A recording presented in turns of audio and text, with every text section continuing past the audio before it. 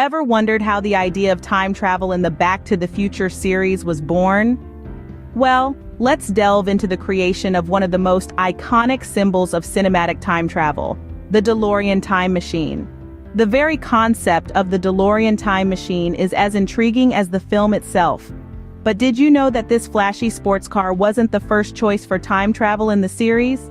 The creators, Robert Zemeckis and Bob Gale, had initially dreamt up a refrigerator as the time machine.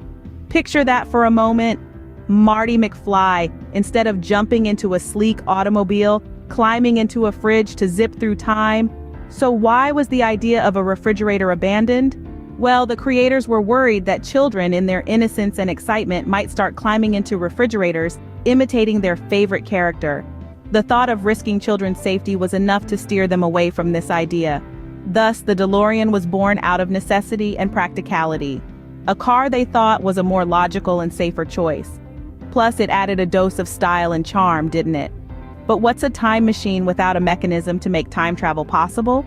Enter the flux capacitor. This Y-shaped device located in the back of the DeLorean is the heart of the time machine. Interestingly, the idea for the flux capacitor was conceived after Doc Brown, the eccentric inventor in the series, slipped and hit his head while standing on his toilet fixing a clock.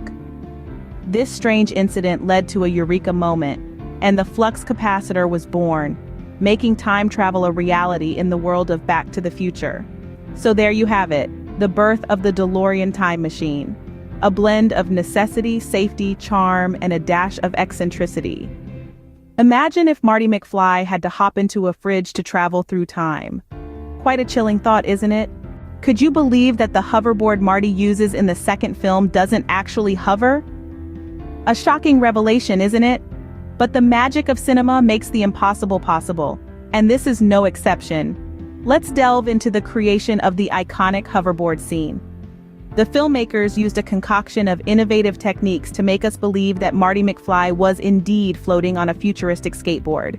The hoverboard was actually attached to wires and cranes, which were later digitally removed in post-production. This created the illusion of a floating skateboard, and the result was nothing short of spectacular. The hoverboard scene was so convincingly done that it sparked a wave of excitement and curiosity among viewers. People were in awe of the technology and couldn't help but wonder if hoverboards were the next big thing in personal transportation. This fascination led to a frenzy of rumors and speculations. One such rumor that caught the public's imagination was the conspiracy theory about real hoverboards being suppressed by the government. It was suggested that the government had access to this technology but was withholding it from the public due to safety concerns. As far-fetched as it sounds, this theory added another layer of intrigue to the hoverboard phenomenon. The hoverboard scene transcended the boundaries of the silver screen and became a cultural phenomenon. It represented the boundless possibilities of the future and inspired many to dream big.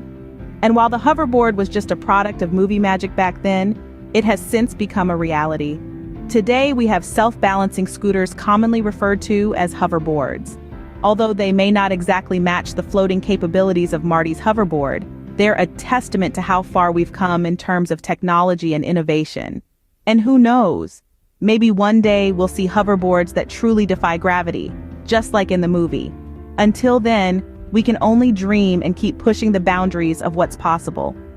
Hoverboards may not have been real in the 80s, but they're certainly a reality today.